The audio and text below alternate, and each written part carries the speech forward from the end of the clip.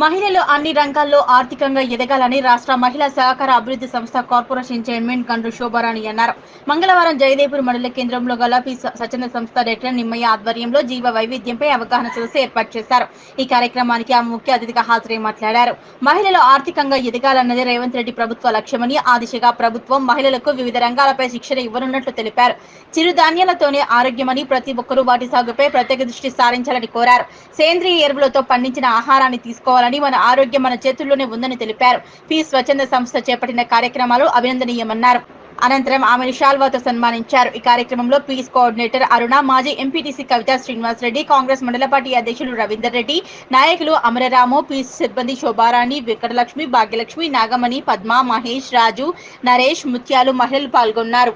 చేసుకోవడానికి అవకాశం ఉంటుంది. అట్లాగే మెకానిక్స్ నేర్పియాలని చెప్పేసి ఇంకా కొత్త కొత్త ట్రైనింగ్స్ కూడా ఇవాళ కొత్త రంగాలలో కూడా ఎలక్ట్రీషియన్ ఎందుకు మహిళలు చేయకూడదు, కార్ మెకానిక్ ఎందుకు మహిళలు చేయకూడదు, చదువుకున్న అమ్మాయిలు ఉన్నారు. ఇవాళ చదువుకున్న అమ్మాయిలకు వాళ్ళ టేస్ట్ తగ్గట్టుగా వాళ్ళకి ఏదైనా దేంట్లో అయితే ఇంట్రెస్ట్ ఉంటుందో దానికి తగ్గట్టుగా ఇవాళ వాళ్ళకి ట్రైనింగ్ ఇవ్వడం కోసం ఇవాళ మా కార్పొరేషన్ ద్వారా గౌరవ ముఖ్యమంత్రి రేవంత్ రెడ్డి గారు ఇవాళ పొద్దున్న లేస్తే స్కిల్ డెవలప్మెంట్ అని మాట్లాడుతూ ఉన్నారు. మీరు చూస్తూ ఉన్నారు. నేను అమెరికా పోయి కూడా అక్కడి నుంచి కూడా ఏం చేశారంటే ఇక్కడ యంగ్ ఇండియా అని చెప్పేసి ఒక యూనివర్సిటీ పెట్టారు. కేవలం ట్రైనింగ్సే, అంటే మన పిల్లలు చదువుకొని నిరుద్యోగులుగా మిగిలిపోకుండా ఉండడం కోసం వాళ్ళకి స్వతహాగా వాళ్ళ కొంత శిక్షణ కలిపి వస్తే, శిక్షణ ఉంటే ఉపాధి వస్తుంది. కాబట్టి శిక్షణ ఇవ్వడం కోసం ఇవాళ యంగ్ ఇండియా యూనివర్సిటీని ఇవాళ గౌరవ ముఖ్యమంత్రి రేవంత్ రెడ్డి గారు కూడా ఫౌండేషన్ వేసుకోవడం జరిగింది. దాంట్లో భాగంగానే ఇవాళ మా కార్పొరేషన్ ద్వారా కూడా ముఖ్యంగా ఇదేంటంటే మా కార్పొరేషన్ ఓన్లీ ఉమెన్ కాన్సెప్ట్, అంటే మహిళలకు మాత్రమే శిక్షణ ఇస్తాము. కాబట్టి మీకు ఇంట్రెస్ట్ ఉంటే మన దగ్గర బ్యూటిషియన్ కోర్సులు కావచ్చు, స్టిచ్చింగ్ కోర్సులు కావచ్చు, ఇంకా అదర్ కోర్సులు కూడా మీ ప్రాంతంలోనే మీ పిల్లలకు కావచ్చు, మీకు ఇంట్రెస్ట్ ఉంటే కూడా మీకు ఇవ్వడం జరుగుతుంది.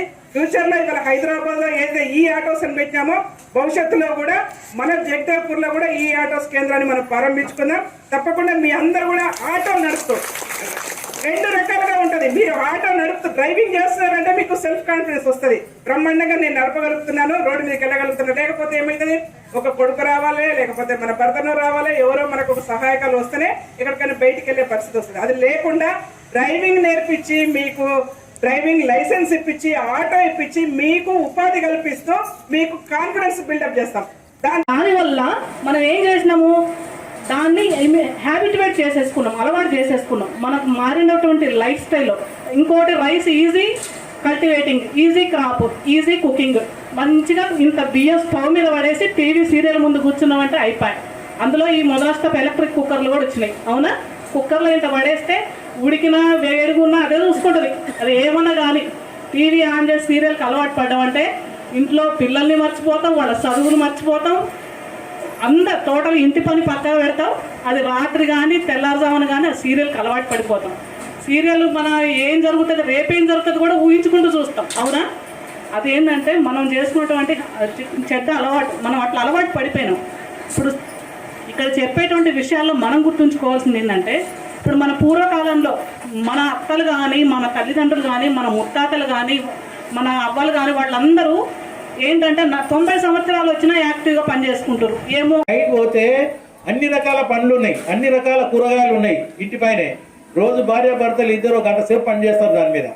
ఇంట్లోకి రోజు వచ్చే నాళ్ళని పైకి ఎక్కిస్తారు, వాటిని పట్టించుకుంటున్నారు. వాళ్ళు మంచి పరిశుభ్రమైనటువంటి ఎలాంటి కల్తీ లేని ఆహారాన్ని వాళ్ళు తింటున్నారు. మనం ఇక్కడ పోయినా కూడా మందులు కొట్టడం, మంచిగా గ్రీన్గా ఫ్రెష్ ఫామ్ ఫ్రెష్ అని చెప్తున్నాం, కానీ అంతా కెమికలే. మనం భవిష్యత్తులో మన యొక్క వ్యవసాయంలో కొంచెం కొద్దిగా మార్పు తేవాలి. ఇప్పుడు ఇక్కడ 5 గ్రామాలలో మేము అది మొదలు పెట్టినాము. మొన్ననే జీలుగతోటి మొదలు పెట్టినాము. ఇంకా మిగతాయి కూడా మళ్ళీ ఈ జీవామృతం తయారు చేసుకునేటువంటి పద్ధతులు కూడా నేర్చుకోవాలి. జీవామృతం ఇప్పుడు నేను చెప్పిన దాన్ని జీవామృతం అంటారు.